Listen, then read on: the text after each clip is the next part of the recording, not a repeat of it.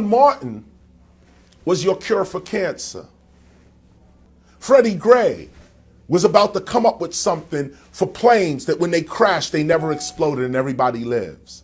Had he had a chance to work himself out, he might have come to this conclusion. See, there's no order in the United States. So now there's lawlessness.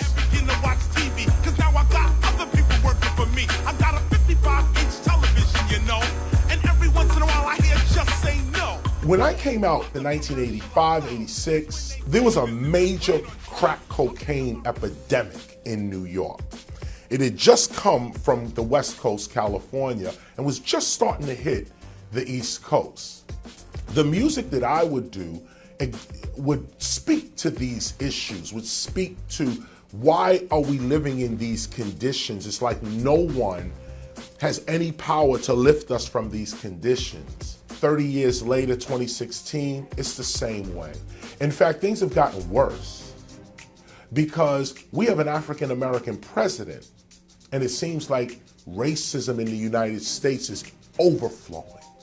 This is the problem with the United States. There's no leadership. A leader would say, police brutality is an oxymoron. There are no brutal police. The minute you become brutal, you're no longer the police. So what we're dealing with out here, we're not dealing with police. We're dealing with a federally authorized gang. That's the sound of the police. That's the sound of the beast. That's the sound of the police. That's the sound of the beast. All of these candidates are a joke.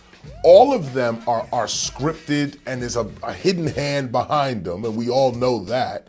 All of them are basically managers of a situation. Nobody's really owning their situation. If you don't really understand the economy of the country, you don't know the laws, you're not an educated voter.